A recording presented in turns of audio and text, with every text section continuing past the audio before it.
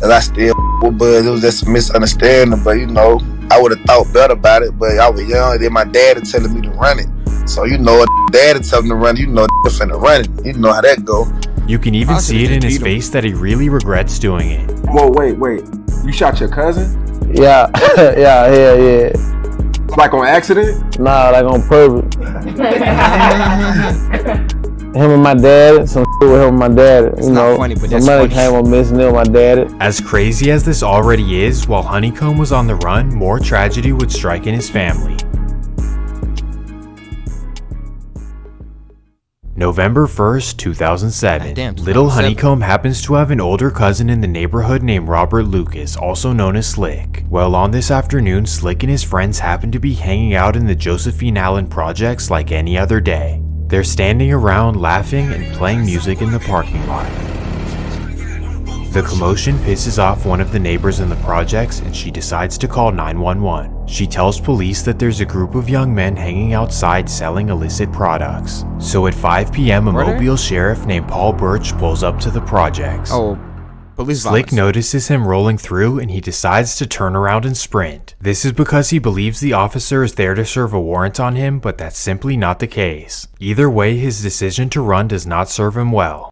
When the officer notices Slick running away, he decides to get out of his car and go chase him. He chases him through the projects, and that's when Slick trips and falls on his face. Damn. Because of this, the officer Sit down, right there, don't go nowhere, little baby gon' shake that, little baby gon' shake that, little baby gon' shake that, little baby gon' shake that, say yeah, I like that, bring that, right here, say sit that, right there, don't go nowhere, say yeah, I like that, bring that, right here, say sit that, right there, don't go nowhere, little baby gon'. Welcome back. We back with another reaction video. This is part 2 of Alabama's Dumbest Demon. He smoked his best friend and cousin. Now his family wants him gone. Little Honeykomb Brazy story. This is my swamp stories. Let's just get right back into it. Well, now we move on to December of 2015 when Little Honeykomb is finally released. When Honeykomb gets home, all he wants to do is turn his life around. The streets cause nothing but devastation in prison time, so it's definitely time for something new. So for fun, Honeykomb hops in the studio and quickly realizes that he's actually a talented rapper.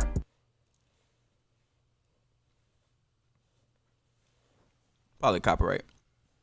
He figures that this may possibly be his ticket out of the hood. On top of this, while he was in prison, some of his childhood friends were seeing success away from the streets. Firstly, his friend and Happy Hills native Jaquaski Tart was drafted by the 49ers. In the 2015 draft, the San Francisco 49ers select Jaquaski Tart, defensive back, Sanford.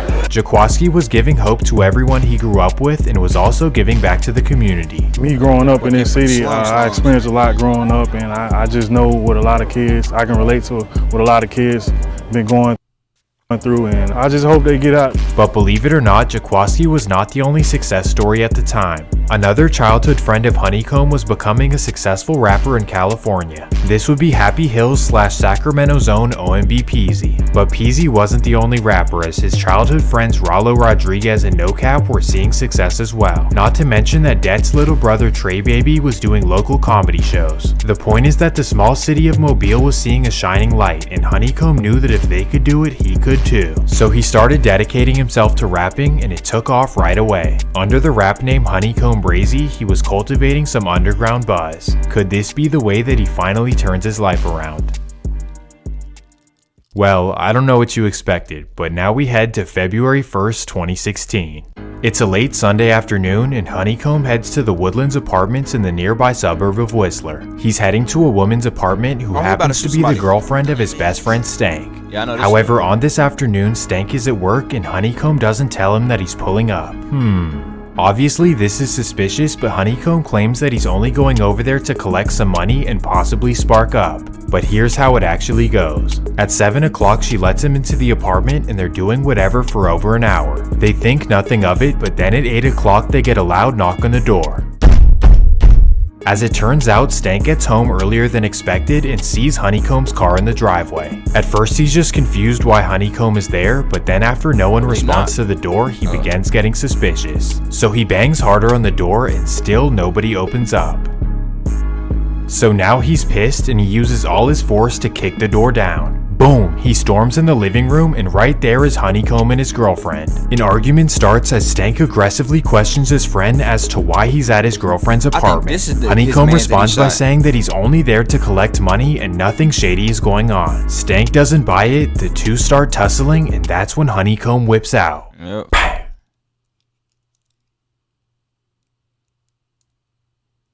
What in the world just happened? At this moment, time completely freezes. Stank and Honeykomb were best friends from the sandbox. How in the world could this have happened? Firstly, why was Honeykomb really at her apartment? If he was really just there to collect some money, why would Stank have reacted like that? And secondly, was Stank really that much of a threat for Honeykomb to respond with his weapon? Lots of important questions that only Honeykomb can answer. No, my home, but There's a friend. yeah, that's my partner. I love my partner. He just tripped that day. You feel me? It ain't nothing like that. You know, if I could take it back, I'd take it back. Obviously, he sees it as a self-defense situation, and he also states that he never messed with the girl like that. So you ain't even hit. You were just telling her. You know what I'm saying? You were just in her house type shit. You ain't Yeah, on my grandma, granddad, I ain't never up. On my dead little brother mine, never up. You feel me? Really solid. It's just that how that happened. Do you guys believe him or not? Let me know in the comments. Either way, Man, just please. days after the incident, Honeykomb was arrested for second-degree murder. Typically in the South, this is considered self-defense, but when you flee the scene and fail to call 911, it is suspicious. So just months after getting out, the 22-year-old rapper was now facing life in prison. Now, the very start of a bright rap career was looking like the end of it.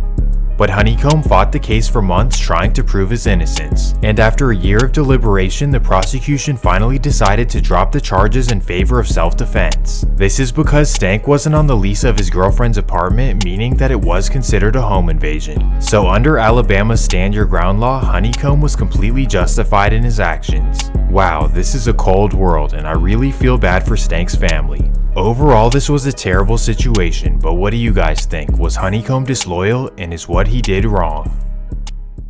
While the loss of Stank had much bigger implications than Honeykomb ever imagined. For him, he wanted to chalk it up to the streets and just leave it as an unfortunate situation. No, nigga, what? He saw Stank as a brother and truly wishes it never went down like this. But to Stank's friends and family, what Honeykomb did was completely unforgivable.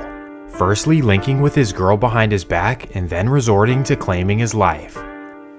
So while Honeykomb was in jail fighting his case, Stank's family was plotting for revenge if he ever got out. In fact, they were making everyone on the streets take a side. You're either rocking with us or you're rocking with him, but there's no in between. So when Honeykomb was released from jail, he quickly realized who was on his side and who wasn't. And what he started to realize is that a lot of people who used to be close to him were no longer on his side. Now, what if I told you that it wasn't for moral reasons, like they didn't leave his side because of what he did to Stank, and instead they chose the other side for a completely different reason? It's because Stank's family is no ordinary family. In particular, Stank had an uncle by the name of Darren Southall, also known as DD, and this guy is easily the most feared man in Mobile history, so actually we'll have to dive into his story. Stank had an uncle by the name— This nigga takes the worst pictures I have ever seen, and I take horrible pictures. Name of Darren Southall, also known as DD, and this guy is easily the most feared man in Mobile history, so actually we'll have to dive into his story. Sorry, we'll get back to that beat in a second. Darren grew up in Happy Hills and was always known as a serious hustler in the streets. And in the 1990s, he was able to turn his hustling ways into a major organization. It was known locally as Darren Southall Distribution, but it was pretty much the BMF of the South. And no, I'm not exaggerating, because it's estimated that he was sitting on $24 million cash. With this kind of money, he could pretty much call any shot he wants to in the whole southern United States. And because of this, he was extremely feared in Mobile, even to the point where he was allowed to snitch. No, seriously, listen to this. Didi successfully operated under the radar until 2001 when the state government began investigating him. He had numerous mansions and supercars throughout the state, but his tax returns didn't show much income. None of it was adding up, so they decided to look into his operations. And So you telling me if he would have just had somebody cook the books, he would have been fine still?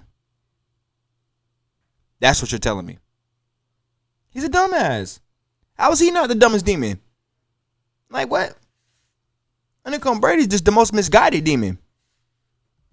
Here is what they found. They discovered his distribution and the music label he was using to launder his money. So as a result, in 2003, his entire operation was taken down and he was looking at 30+ years in prison.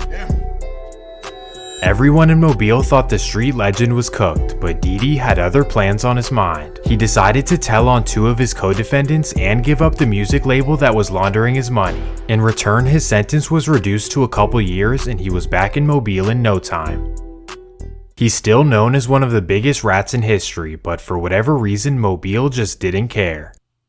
He actually went right back to the hood and rebuilt his distribution from the ground up. Nigga, huh? You might be thinking, how is this possible? But I'm trying to tell you that in the South, nobody cares that you snitched if you have money or you're feared. So after some years of rebuilding his major distribution, Didi became the king of Mobile once again. According to some, a rat was running the city. I'm not exaggerating when I say that Didi was like royalty in Happy Hills, as nobody would dare to go against him or ever touch him. For example, look at this picture of him and Honeykomb back in the day.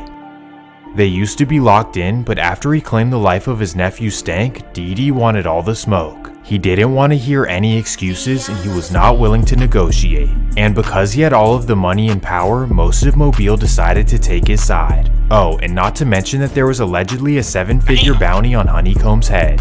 This obviously put Honeykomb at a major disadvantage, especially because he never knew who was willing to cross him. Like if any of Honeykomb's friends wanted to collect Didi's bag, it was pretty much over for him. So in order to protect himself, he was forced to draw serious lines in the sand. You're either rocking with me or going over there, but I cannot have snakes in my circle.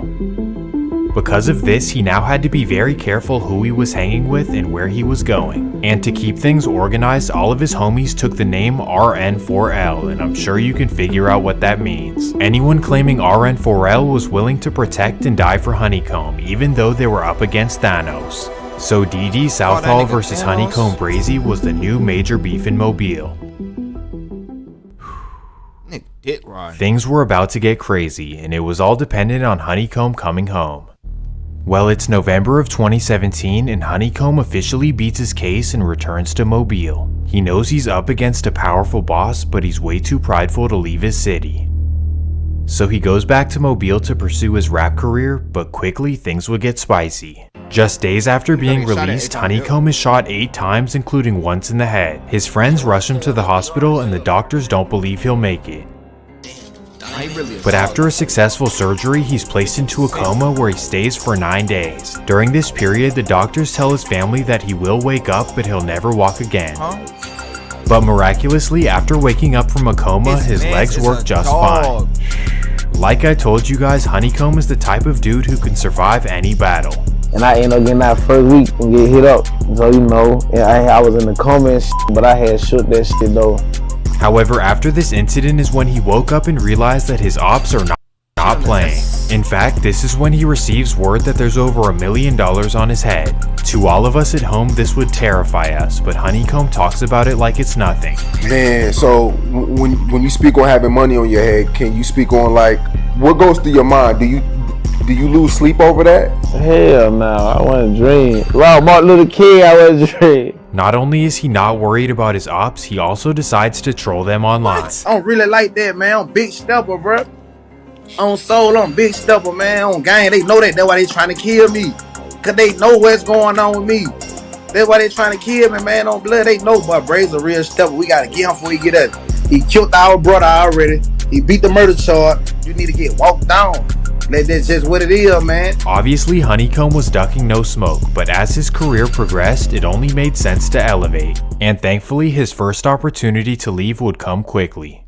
After a couple of his songs went viral, Honeykomb was hit up by a major boss in Atlanta. This would be a man known as Rollo Famgoon, one of the biggest hustlers in history. Rollo saw potential in his rap career and wanted to get him off to Atlanta. So immediately, Brazy hopped on I-65 to head for the big city. There, he spent his days and nights in a professional studio recording banger after banger. In the process, he started to get tens of millions of views and noticed by a nationwide audience. But more importantly, he was out of Alabama and he was rolling with a boss even bigger than Didi. This was honestly a match made in heaven, and Brazy was on his way up. But then out of nowhere, everything would come crashing down. Tonight, a major raid on a Southwest Atlanta home, and we now know that house belongs to an Atlanta rapper named Rollo. Rollo's team tells me he's being targeted and is sitting in jail wrongfully accused. But a federal criminal complaint lays out how investigators allegedly connected Rollo to the operation.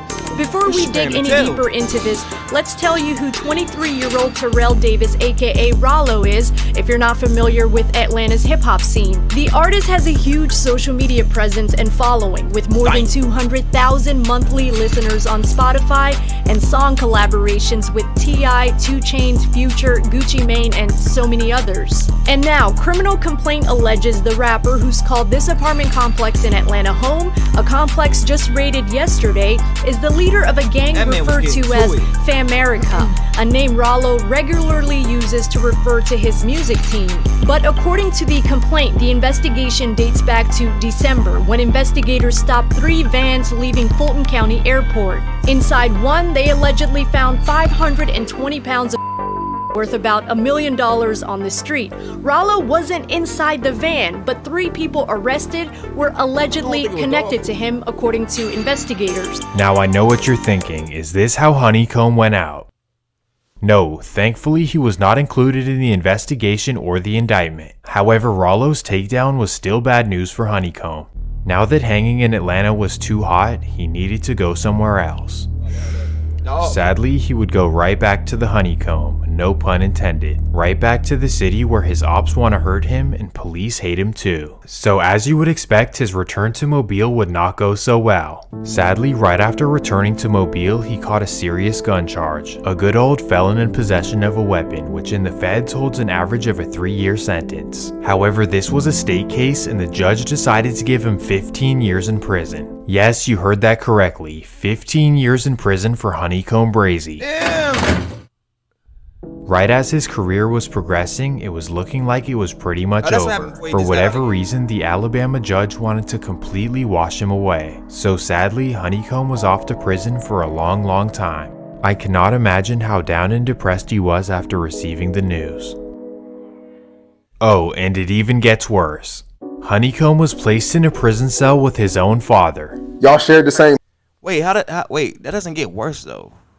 Like his dad was already locked away, so it's not like they got locked up again at the same time. Like, if anything, that's a benefit. You in there with your dad, you ain't gotta worry about nothing. He run that motherfucker. Same cell? Yeah, we slept in the same cell. Magic count at West Jail. How does that work? Like, did y'all make it like that, or did he No, they just put me in the cell with him. So when I got out of lockup, they put me right in the cell with my daddy. So I went in there with him, you know, we banging. Yo, this is insane. So I can only imagine the conversations y'all just having in there, just talking. Yeah, we had real conversations. Like I got money on my head.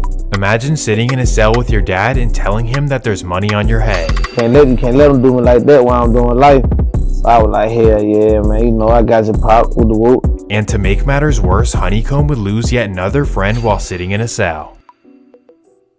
October 21st, 2020, 8:40 a.m. A local comedian named Trey Baby is sitting in his parents' living room. That's when he hears a loud thud and a man comes running inside. The man finds him in the living room and makes a terrible decision. Trey was a day one friend of Honeykomb and a family member of Det, but more importantly, he was an aspiring comedian who brought joy to anyone he came across. Everybody really just shocked. Everybody hurt, like, deeply. Like, y'all really took somebody that wouldn't harm a fly. Thomas was well on his way as a comedian known as Trey Baby. His family said he traveled a lot to neighboring cities doing stand-up comedy shows and filming content for his YouTube channel. A young man chasing his dreams to fill many hearts with laughter. We're just lost and we're confused on what happened. We don't know if it was just envy, if it was hate, or whatever the case may be. This is why the incident is so puzzling. Trey was never in the streets and definitely never had beef with anyone, so the deliberate targeting had people wondering who was really behind this. And one of these people was Honeykomb, who made a dedication post on Facebook. He said that if he finds out who did this, yeah, you know the rest. Yet another loss while Honeykomb is sitting in a 6x9 cell. Obviously this is devastating, but on the bright side he would receive some positive news. His lawyers appealed his sentence and a new judge granted him parole after 18 months. Man, thankfully his career was back in his hands after it almost slipped away. But interestingly enough, Honeykomb was really not that happy to leave. Okay. Yeah, but I left out the cell with him though. I ain't really want to leave that. I already do another year with him for real. On everything, I ain't even lying. Either way, the bottom line is that Honeykomb was given a second chance at life, but it really wasn't that simple. His parole requirements were extremely strict and pretty much set up for him to fail. Firstly, he wasn't allowed to leave the state of Alabama for 15 years, which obviously puts him in danger. But on top of this, he wasn't allowed to be around any felons or in the proximity of any weapons. So in my opinion, the state was pretty much setting him up to be victimized. And the craziest part is that technically, if he ever violates these rules, he's sent back to prison for 15 years. So Honeykomb had a big dilemma on his hands. I'm either risking my freedom or I'm risking my life. It was only a matter of time before things go wrong one way or the other. And that takes us to November 10th, 2020. To get out of Mobile, Honeykomb and his boys head up I-65 to the city of Montgomery. Montgomery and Mobile are about 2.5 hours away, so it's an easy way to escape the beef. Now this would be the case in most rivalries, but things are different when you have $1 million on your head. Well, once they get to Montgomery, they head to the mall so Honeykomb can buy a new jersey. The Lakers jersey he bought in Mobile is too small, so he goes to the mall to get a new one. And once he gets the jersey, they all head to the barbershop to get fresh. This is when he makes a boneheaded decision. At 3 p.m., Honeykomb decides to go on Facebook Live outside of the barbershop. He shows his location and says he wants to give away his Lakers jersey. Yeah, man, I bought a jersey. That bitch was too big. I bought a jersey that was too big. Autograph Honeykomb Kobe Bryant jersey to the really size. Yeah, man, it was too big, so I had to buy another one. I had to buy another one, man. He stays on live for over an hour thinking nothing of it, but that's when things get hectic. Out of nowhere, shots start flying at his car. Bang! His friends instantly get up and start chasing the perpetrators down the street, and because of this, they instantly hop back in their car and speed away. Once they turn the corner, Honeykomb's friends run back to the car to check on him. They notice that he's hit, but he refuses to let them take him to the hospital. So instead, they go to a family member's house in Montgomery and they bandage him up. Thankfully, he makes it just fine, but it does bring us back to an important question. Had his friends taken him back to the hospital, he could have been arrested for being around weapons. I'm assuming that this is what he was thinking, but his next actions are kind of puzzling. Directly after all of this unfolded, he decided to go right back onto Facebook Live and explain everything that happened. Yeah, we're gonna stop the video right there. And I see why you titled it Alabama's Dumbest Demon. Boy, why the hell would you go back on Facebook Live after you just got shot at because you was on Facebook Live? And then say, yeah, let me break down to y'all what happened. Why the hell do they need to know what happened? I'm pretty sure they could tell what happened because you probably didn't end the live. Anyway. So that was Alabama's Dumbest Demon. He smoked his best friend and his cousin. Now his family wants him gone. Part 2. Hopefully, this title isn't clickbait and we get into his family wanting him gone. Cause I haven't seen proof of this yet. Damn, we about to get him getting sentenced again. Well, not sentenced, but going back to jail. He went to jail a lot. Damn. Do you like it there, bro? Explain to me. Anyway. That was the end of the video. So make sure you like, comment, subscribe, share the video. And I'll catch y'all in the next one. Stay safe, y'all. I'm a cowboy, can't stop me, ain't to live is to come. All this pain got me feeling the compass. See these games turn me into a monster. Hey, I'm a cowboy, can't stop me, to live is to come. All this pain got me feeling the compass. See these games turn me into a monster. I'm a cowboy, can't stop, can't stop. Hey, That pain got me feeling jaded. Many with your road when to make it. Still plugged into the mix, but lagging out before the update. Drop back in different times, same location.